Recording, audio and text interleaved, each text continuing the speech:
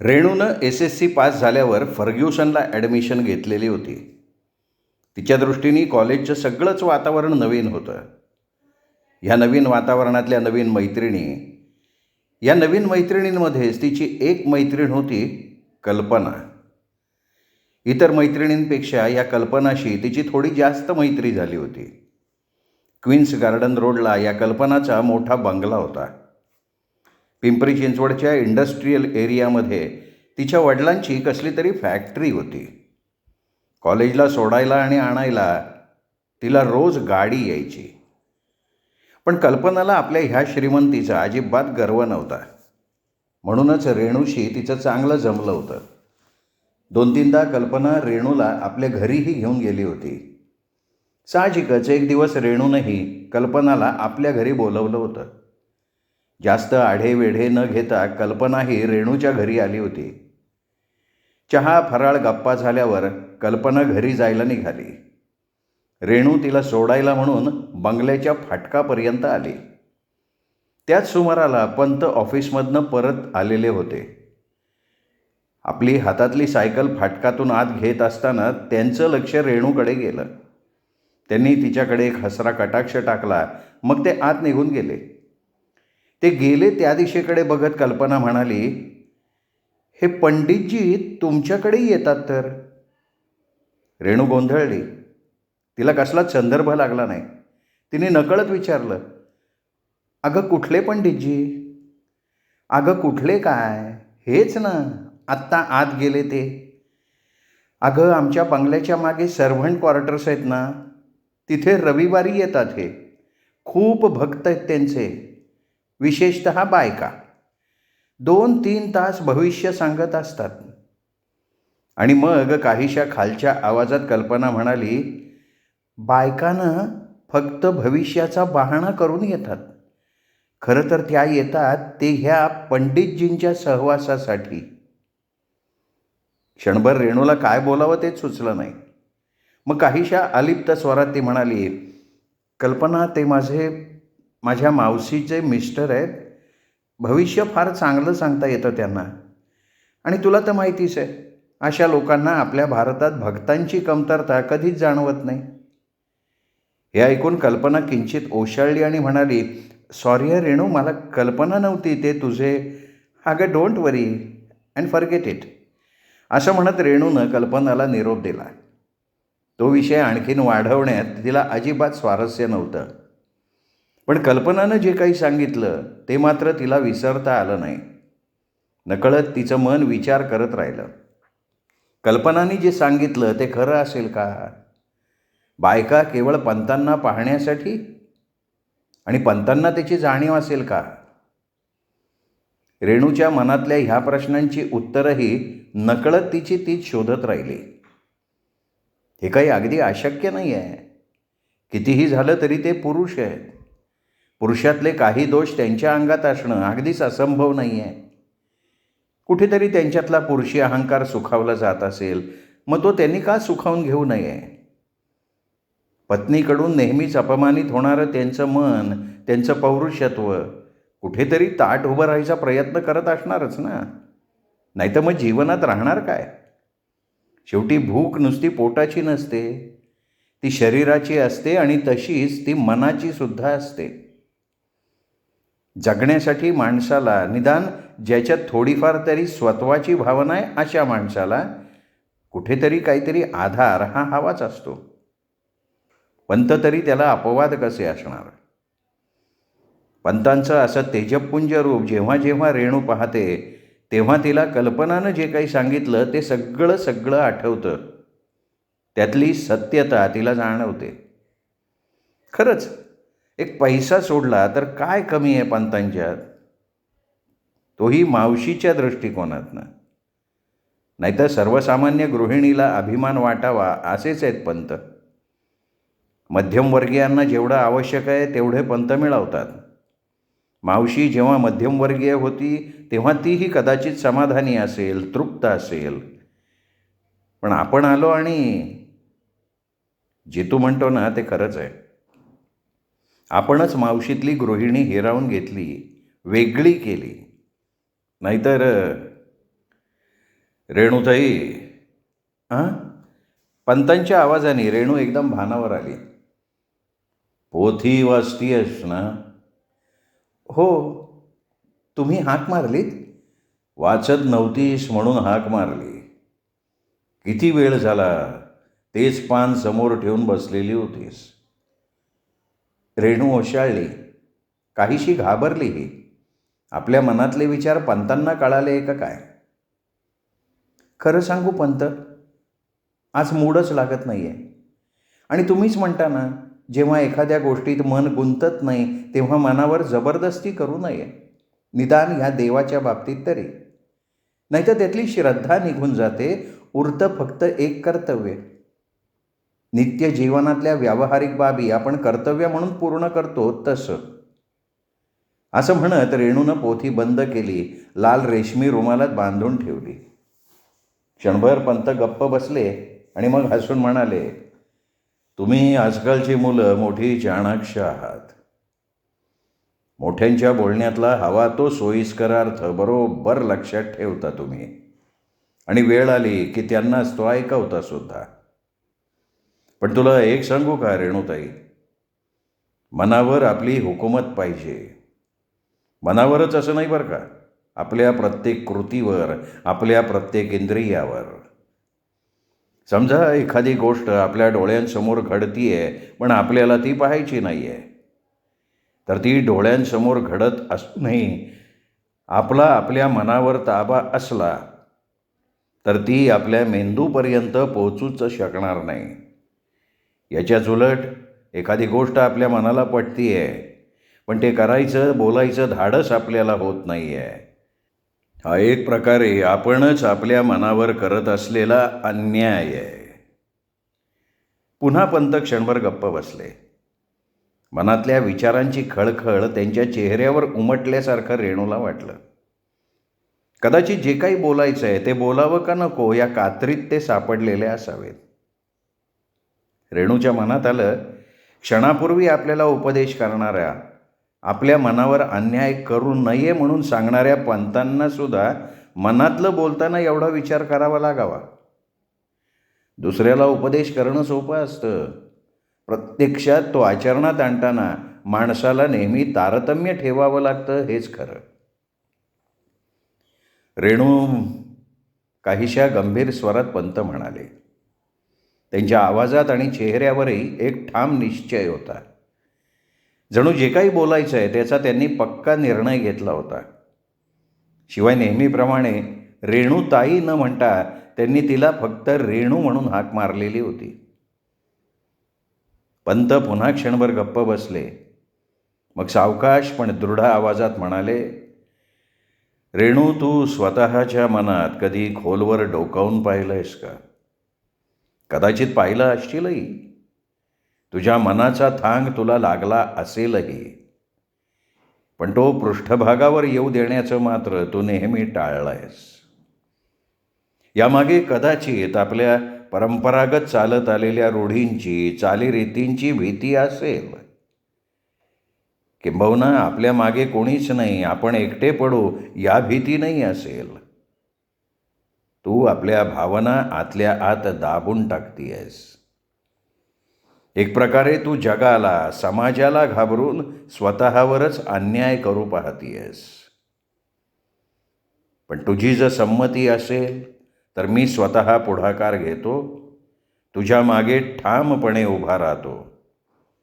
जो काही वाईटपणा यायचा असेल तो मला येईल. तू त्याची मुळीच काळजी करू नकोस. रेणू एकदम चपापली. जे कोणालाच माहिती नाही, स्वतः तिला सुद्धा अजून त्या गोष्टीचा नेमका थांग लागला नव्हता, ती गोष्ट पंतांना कशी समजली? खरोखरच पंतांना कसली तरी विद्या अवगत आहे का काय? माझ्या काहीच लक्षात येत नाही आहे पंत. कशाबद्दल बोलताय तुम्ही? रेणू पंतांची नजर टाळण्याचा प्रयत्न करत गुळमुळीत स्वरात उद्गारली. पंतांनी काही क्षण तिच्याकडे रोखून पाहिलं आणि म्हणाले, तुझ्या मावशीसारखा मीही आंधळा झालोय असं समजू नकोस रेणू. मी कशात भाग घेत नाही, कुठल्याही गोष्टीत ढवळाढवळ करत नाही, कुणाशी फारसं बोलत नाही. याचा अर्थ मला काही कळत नाही, मला काही दिसत नाही असा नाही. माझी सगळ्यांवर नजर असते. कोण कसं बोलतं, कसं वागतं, तू फक्त मला माझ्याजवळ कबूल कर. तुझ्या तोंडून एकदा माझी खात्री पटली की मग बघ मी काय करतो ते. वरून शांत दिसणारा ज्वालामुखी आतूनही तसाच शांत थंड नसतो पोरी. पंत, तुम्ही म्हणजे खरंच कमाल करताय. तुम्ही काय बोलताय त्यातला एक शब्दही मला कळलेला नाही. हे असं काही न कळणाऱ्या भाषेत तुम्ही बोलायला लागलात ना की मला. आणि रेणू मोठमोठ्यानं हसली. उठून देवघरातनं बाहेर पडली. क्षणभर भिंतीला टेकून तशीच उभी राहिली. आपलं कृत्रिम हास्य आणि धडधडती छाती नॉर्मलवर आणण्यासाठी. रेणू गेलेल्या दिशेकडे पाहत पंतांनी एक निश्वास सोडला. दुसरं त्यांच्या हातात काहीच नव्हतं. जे त्यांनी ओळखलं होतं ते कबूल करायला रेणूच तयार नव्हती, तर ते तरी काय करणार. हॉलमधल्या सोफ्यावर इंदुमावशी बसली होती. तिच्या आजूबाजूला 7-8 भारी भारी साडीच्या घड्या पडल्या होत्या. इंदुमावशी एक एक साड्यांचा काठ, पोत, रंग बघत होती. तेवढ्यात रेणू हॉलमध्ये आली. काय ग, कुठे होतीस एवढा वेळ? रेणूला पाहताच इंदुमावशीने विचारलं. इंदुमावशीच्या स्वरातून जाणवणारा तो काहीसा हुकमी अधिकारदर्शक स्वर रेणूला खटकला. जसं काही तुला माहितीच नाही सोमवारच्या संध्याकाळी मी कुठे असते ते. रेणूनं काहीशा तुटक स्वरात म्हटलं. हां, माहिती आहे मला, माहिती आहे. एक संन्यासी घरात आहे आणि आता तू मीराबाई व्हायला लागली आहेस. इंदुमावशीच्या स्वरातून पुन्हा एकदा पंतांविषयी उपहासगर्भ शब्द बाहेर पडले. काय काम आहे माझ्याकडे? रेणूने तटकन तो विषय तोडण्यासाठी विचारलं. एक का काम आहे? या बघ, ह्या साड्या आणल्या आहेत, यांना फॉल लावायचे आहेत, या साडीवर या टिकल्या टाचायच्या आहेत, या साडीला किनार लावायची आहे. अगं मग यात काय मोठं आहे? एक शिंपी आण, झटपट सगळी कामं होऊन जातील. रेणूनं काहीसं तडकून म्हटलं. जितेंद्रच्या लग्नाची ही सगळी जोरदार तयारी सुरू होती. मावशीच्या उत्साहाला नुसतं उधाण आलं होतं.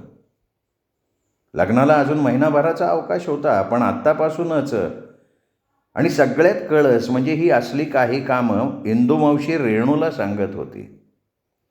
मनातून रेणूला या कुठल्याच कामात फारसा इंटरेस्ट वाटत नव्हता, पण उघडपणे तसं कबूल करणंही तिला शक्य नव्हतं. म्हणून ती शक्यतो टाळाटाळ करायचा प्रयत्न करत होती. अगं, शिंप्यांनी सगळी कामं केली तर तुला श्रेय कसं मिळेल रेणू? इंदुमावशी आपलं टिपिकल हसू दर्शवत म्हणाली. निदान तुझ्या नवीन वहिनीसमोर तुला थोडा तरी भाव खाता येईल की बघ, तुझ्या साडीला मी फॉल लावलाय, या साडीला मॅच होणारी किनार मीच लावली आहे. आणि शेवटी हे सगळं तुम्हा पोरीबाळींचंच काम आहे. आम्हा म्हाताऱ्यांना त्यात कायच कळतं आहे? आम्ही पडलो जुन्या पिढीतले. तुमची आता ती नवीन नवीन आलेली फॅशन आहे ना. बरं, तो नंदादीपकडून निमंत्रण पत्रिकेचा अल्बम आला आहे, तो जरा चाळ.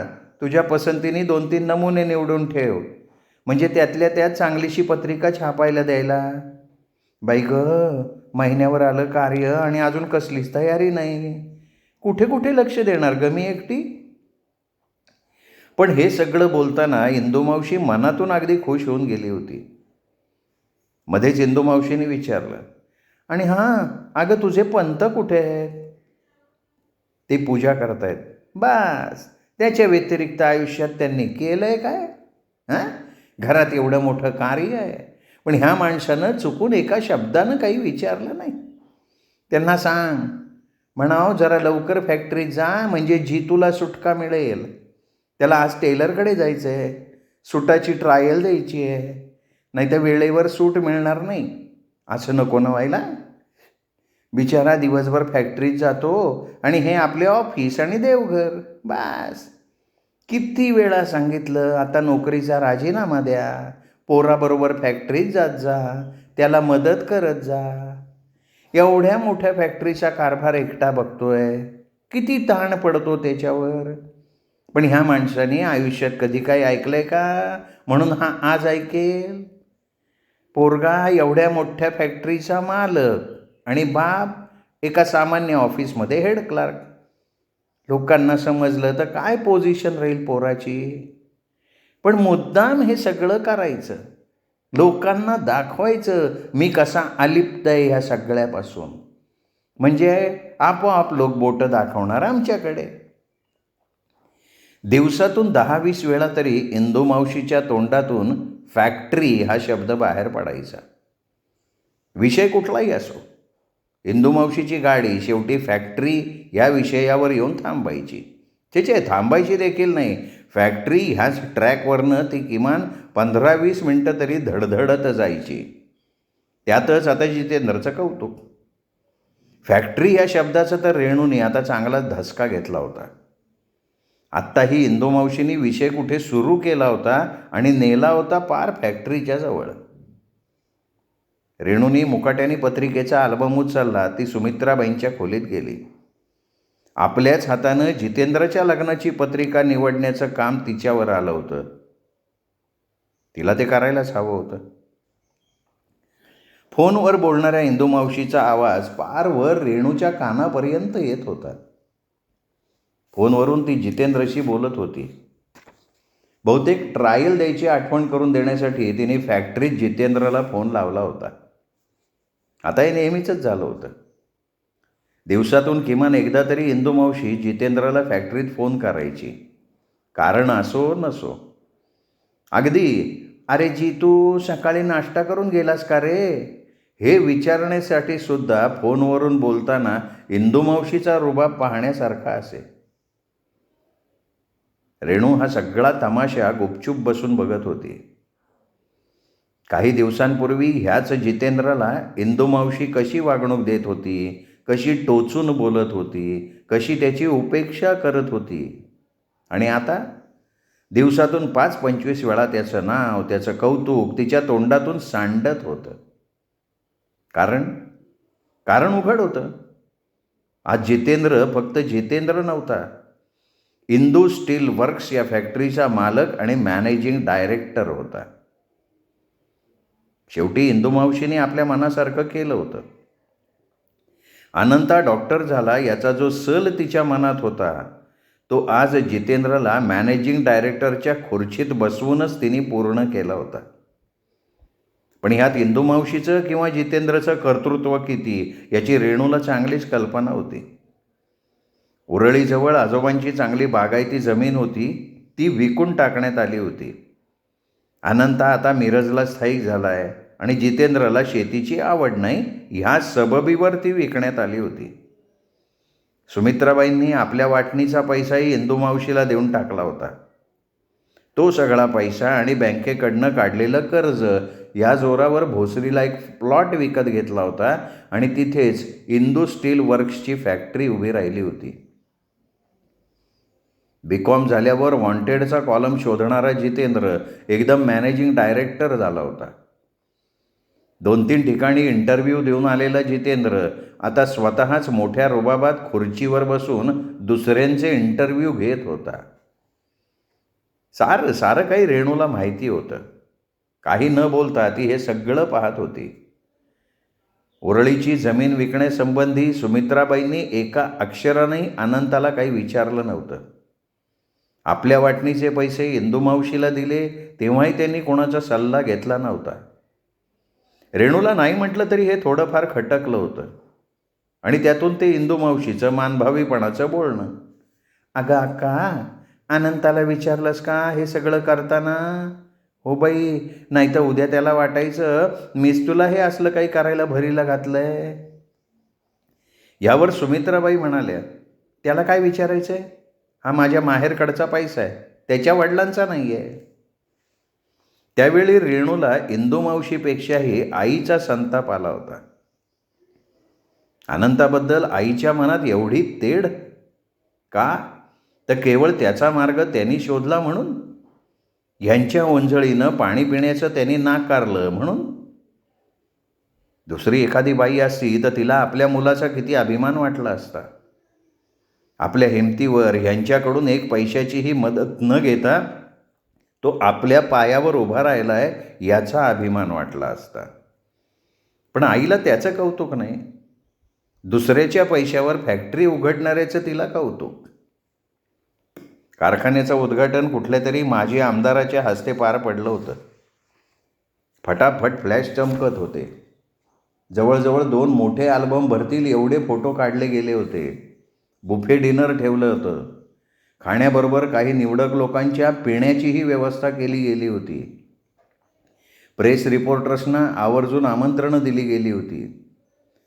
दुसऱ्या दिवशीच्या जवळजवळ प्रत्येक पेपरात उद्घाटनाचं वर्णन, कारखान्याचं ध्येय धोरण आणि नवीन मॅनेजिंग डायरेक्टरच्या फोटोसहित परिचय छापून आलेला होता. आमदार महाशयांचं नेहमीचं टिपिकल भाषण. आजच्या सुशिक्षित युवकांनी नोकरीसाठी अर्ज खरडत बसण्यापेक्षा असे छोटे मोठे उद्योगधंदे सुरू करून आपल्याबरोबरच देशाचं भविष्य उज्ज्वल करण्याचं कसोशीने आणि चिकाटीने प्रयत्न केले पाहिजेत. रेणूच्या मनात आलं, सगळ्याच युवकांना इंदू मावशीसारखी हुशार आणि धूर्त आई नसते आणि इंदू मावशीसारख्या आयांना सुमित्राबाईंसारखी बहीण नसते. आणि सगळ्याच युवकांनी नोकऱ्या न करता उद्योगधंदे सुरू करण्याचं मनात आणलं तर त्यांच्या कारखान्यात काम कोण करणार? या आमदारांची आणि पुढाऱ्यांची पोरं. इंदू मावशींनी ह्या उद्घाटन समारंभावर किती पैसा खर्च केला होता ते तिची तीच जाणो. रेणूला मात्र हा सगळा मूर्खपणा वाटला होता. तिला समजत नव्हतं ही एवढी पब्लिसिटी करण्याची जरूरच काय होती. एवढा कारखान्याच्या उद्घाटनाचा गाजावाजा करून इंदू मावशींनी साधलं काय? एकदा कारखाना व्यवस्थित सुरू झाला असता, प्रोडक्शन मार्केटमध्ये येऊ लागलं असतं, त्याला बाजारपेठ मिळायला लागली असती, म्हणजे आपोआप कारखान्याचं नाव सगळीकडे झालं असतं. त्याच्यासाठी ही अशी पब्लिसिटी? पण लवकरच रेणूच्या लक्षात इंदू मावशीच्या ह्या एवढी पब्लिसिटी करण्यामागचं कारण आलं. मनातल्या मनात का होईना तिला इंदू मावशीच्या दूरदर्शीपणाची, व्यवहार चातुर्याची दाद द्यावी लागली. इंदू मावशीचं प्रत्येक पाऊल कसं योजनाबद्ध रीतीने टाकलेलं असतं हे पाहून रेणूही काहीशी चाट झाली. वृत्तपत्रातली पब्लिसिटी, उद्घाटनाचा थाटमाट, पुढाऱ्यांची भाषणं, वृत्तपत्रात दिलेल्या मोठमोठ्या आकर्षक जाहिराती, या सगळ्याचा एकत्रित परिणाम म्हणजे इंदू स्टील वर्क्सचं नाव सगळ्यांच्याच कानावरनं गेलं. नवीन मॅनेजिंग डायरेक्टर जितेंद्रचा उमदा देखणा फोटो सर्व पेपरातून छापून आला आणि त्याबरोबर धडाधडा वधूपित्यांची पत्रं यायला प्रारंभ झाला. जसा अनंता डॉक्टर झाल्यावर आला होता ना तसा. आणि अशा तऱ्हेनं इंदू मावशीची ही एक आंतरिक इच्छा पूर्ण झाली होती. आलेल्या पत्रांचा अभ्यास करून जास्तीत जास्त हुंडा देणारं आणि त्याचबरोबर चांगलं खानदान असणारं स्थळ शोधून काढण्यासाठी इंदू मावशीची 1 सदस्य समिती त्या कामात व्यग्र झालेली होती. या सगळ्या प्रकारात पंत मात्र नेहमीसारखे तटस्थ, काहीसे अलिप्त राहिले होते. आणि रेणूच्या एक गोष्ट लक्षात आली होती. कारखान्याच्या उद्घाटन प्रसंगी काढलेल्या प्रत्येक फोटोत इंदू मावशी होती, पंत मात्र कुठेच दिसलेले नव्हते. श्रोते हो, हा होता आजचा भाग सुरेश वैद्य लिखित फिलिंग या कादंबरीचा. पुढचा भाग ऐकूयात उद्या दीपक रेगे कथाकथन चॅनलवर. तोपर्यंत नमस्कार.